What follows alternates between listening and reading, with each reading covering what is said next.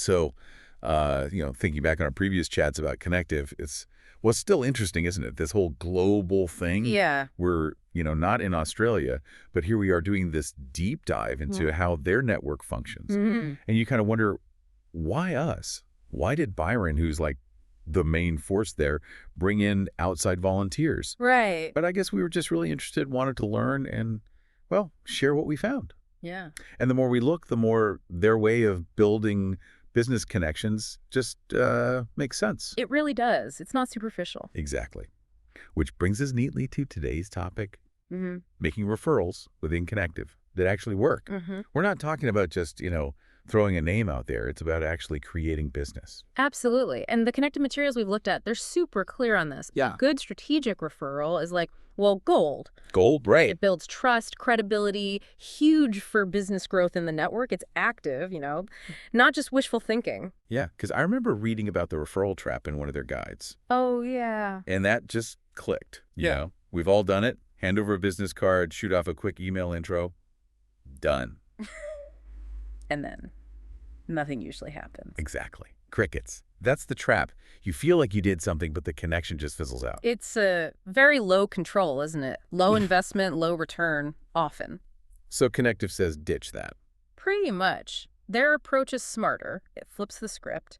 Instead of the prospect having to chase down the member, the goal is to get the Connective member set up to contact the prospect directly, and crucially, the prospect is already expecting that call. Okay, that sounds way more effective. Uh-huh. So if the casual intro is out, what is a proper Connective referral then? What's the definition? They define it really well, actually. It's a warm introduction to someone who is expecting to hear from the member you're referring to. Okay. Expecting to hear. That's the key bit. That's the difference maker. It means there's already some level of interest, some pre-qualification. It boosts the odds of a real conversation happening, massively. Right. And they even break it down further, don't they? Into tiers. Yeah, 3 tiers. It really helps clarify the temperature of the lead, so to speak. Okay, walk us through them. What's tier 1? Tier 1, that's the top level. Yeah. The hot referral. This is where you've actually talked to the potential client, explained what your Connective colleague does, why it's relevant. And the prospect has basically said, yes, have them call me. Or, yes, let's set up a meeting. They're waiting for contact. It's the warmest possible handover. Got it. Almost a done deal, connection-wise. What about tier 2? Tier 2 is the warm referral. So here you've mentioned your Connective colleague to the prospect. You need help with X. My colleague Jane is brilliant at that. So they've heard the name, know the context maybe. Exactly. The prospect knows about the member, might be open to hearing more, but isn't necessarily sitting by the phone waiting. There's awareness, but the member still needs to, initiate carefully. Makes sense. A positive mention, but needs a bit more nurturing. And then there's tier 3, sounds less good. Well, they call it a cold lead. And yeah, it's basically just passing on contact details. Maybe you overheard something, but you haven't spoken to the prospect. There's no context given to them. It's just the name and number. Essentially. Connective is clear this happens, but it's not really what they aim for. It's not the goal. The real value is in those warmer tier 1 and tier 2 introductions. Definitely aiming for tier 1 if possible. But, okay, to even make a warm referral, let alone a hot one, you've got to know the people in your Connective group, right? Really know their businesses. Oh, absolutely fundamental. You can't connect the dots if you don't know where the dots are. The resources spell it out. You need to know, 1, what exactly do they sell? Product, service, their specialty. 2, who's their ideal client? Be specific. 3, what problem do they actually solve? What pain point are they fixing? And 4, this is a good one, what are the referral triggers? Triggers. Like keywords? Kind of. It's about knowing what someone might say in a normal conversation that should make you think, aha, that sounds like a job for Sarah from my Connective group. Like the example they used, someone says, my website gets no traffic. Bing! That's a trigger for your digital marketing member. Or, we're drowning in paperwork. Trigger for a VA or a bookkeeper. It's about training your ear. That's really practical. So it's less about selling and more about listening for needs. Exactly. Listening for those buying signals or problem statements. And Connective suggests using your one-to-one meetings within the group. Right, the 1-2-1. And paying attention in the group discussions. That's where you gather all this intel about what your fellow members actually do and need. So you're actively listening in everyday chats, waiting for someone to mention a problem you know a colleague can solve. Okay, so you hear a trigger. What's next? What's the process? Right, so you've identified a potential match. Someone needs a reliable plumber. You know one in Connective. Step 1. Mention your colleague.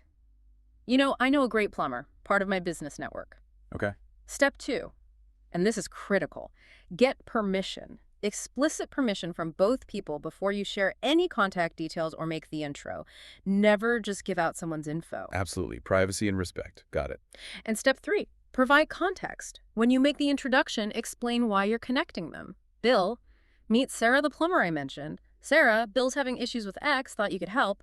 Give them a reason to talk. Permission and context. That sounds like the recipe for making it actually, well, warm. Exactly. And Connective really hammers home the importance of how you make that introduction. What makes a great intro, according to them? Well, usually it's a short introductory email or maybe a message on a platform like LinkedIn, connecting both parties directly. Okay. It needs a clear, concise explanation of why you're connecting them. What's the shared interest? The potential value? So not just meet Bob. Definitely not meet Bob. And then any specific context you can add is gold. They use that great example, remember? Jane, the new cafe owner. Oh, yeah, and Mark, the point-of-sale system guy. Exactly. The intro highlights Jane's new venture and Mark's specific expertise in POS for cafes. That specificity just cuts through the noise and gives them an immediate reason to connect. That makes such a difference. It's tailored. Jane, meet Mark. He might have the perfect POS solution for your new place. That lands much better. Lands perfectly. Creates immediate relevance, lowers the awkwardness barrier. Okay, so you've made the warm intro. Now what?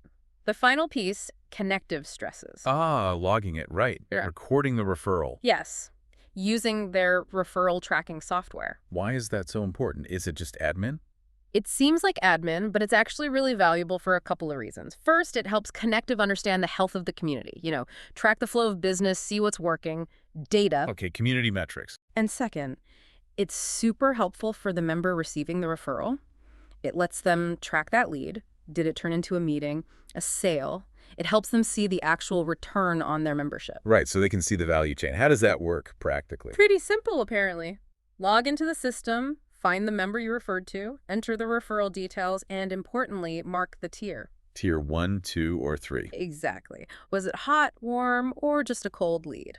That context helps everyone. So it's about collective data and individual tracking. Makes sense. And then they wrapped up with some final tips, didn't they? Sort of a summary of best practices. Yeah, some really solid takeaways. Be specific, always. Vague referrals don't help anyone. Okay. Don't refer someone if you aren't confident in their quality. Your reputation is linked to your referrals, remember? Good point. Integrity matters. Be proactive. Don't just wait. Listen actively. Look for those opportunities. Right. Keep your ears open. And finally, quality over quantity. Always. One really good, warm, qualified referral beats 10 half-baked ones any day. That's great advice. Specificity, integrity, proactivity, and quality. It really paints a picture of referral giving as a skill, something deliberate. It absolutely is. It's about listening, understanding, connecting meaningfully, and following through. Done right, it strengthens the whole network. Everyone benefits. Which loops back to the bigger picture of Connective, fostering that mutual success. Yeah. And speaking of growth, we should mention again Byron's push to start new Connective communities. Definitely. He's actively looking for people interested in launching new groups. So if you're listening to this and this idea of a structured network focused on quality referrals really clicks with you, reaching out to Byron might be a really good move. It's a chance to get involved in building something like this from the ground up. Yeah, absolutely. A great opportunity. Okay, so a final thought for everyone listening today. Maybe just this.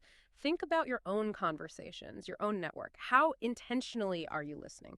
Are there potential connections, potential referrals, just waiting to be spotted if you tune in a bit more closely? How could you facilitate one valuable connection this week?